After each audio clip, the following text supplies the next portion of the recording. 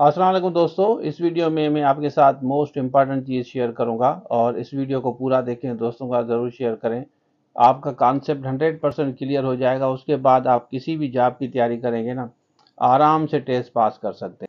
और उसके अलावा काफ़ी कैंडिडेट पूछ रहे हैं कि असिस्टेंट डायरेक्टर सोशल वर्क के बिल्कुल जूम लाइव क्लासेस आप अटेंड कर सकते हैं।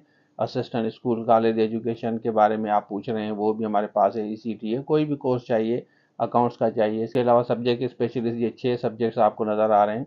इसमें किसी भी सब्जेक्ट को आपको तैयारी करनी है तो आप राब्ता कर सकते हैं। अब हम बात करते हैं सिलेबस की, तो चलिए शुरू करते हैं। देखें, इसको आप वीडियो को पूरा देखें। इसमें असिस्टेंट एंटी करप्शन का देखें 40 और 60 आप देख लें, आपके सामने है। उसके बाद यहाँ पे आ जाएं printer written test for various post college education का जो हम आपको कोर्स दे रहे हैं सेम है, 60-40 वाला देख लें।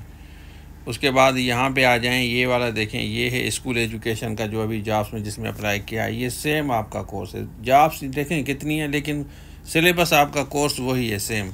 उसके बाद मज़े की बात ये है कि यहाँ पे देखें, ये असिस्टेंट की जॉब्स आई हैं सिंध रेवेन्यू बोर्ड में जो आई थी, आपने अप्लाई किया वाला पार्लियामेंट अफेयर्स, आपको 60-40 मिलेगा। रीडर का भी वही दिया है इन्होंने और स्टेनोग्राफर का भी वही दिया है।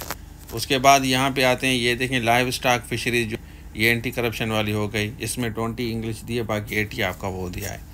उसके बाद यहाँ पे आ जाएं, ये ह्यूमन राइट्स है और ये माइंस और मिनरल्स की जो अभी 14 को डेट है, ये देखें, ये 20% इंग्लिश है और 80% आपको। ऑलमोस्ट आपका सिलेबस यही आपको मिलेगा। कहीं भी आप अप्लाई करेंगे सिंध पब्लिक में, सिलेबस आपको यही एक दफ़ा लेके आपको तैयारी करनी है, जिस भी जॉब में अप्लाई करें।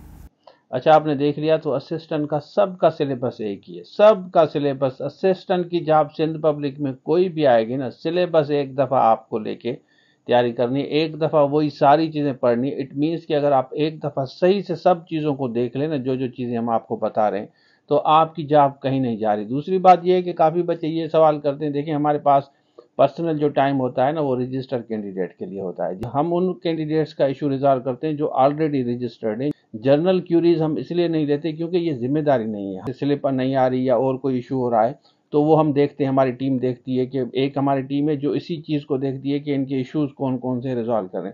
जर्नल क्यूरीज हम नहीं लेते। हम कहते हैं कि आप इदारे से बात करें, सिंध पब्लिक से, आईबीएस से, कहीं भी। टीम को रेफर नहीं करते हम, टीम को हमारा क्वेश्चन रेफर करते हैं जो कैंडिडेट हमारे पास बाकायदा सीरियसली रजिस्टर्ड है, हमें पता है कि ये कैंडिडेट रजिस्टर्ड है इस नंबर से। हमारी जिम्मेदारी होती है कि उसके इशू को रिजॉल्व करें। तो ये बात आप समझ लें। तो ये था आज के लिए। Thank you so much. अल्लाह हाफिज़।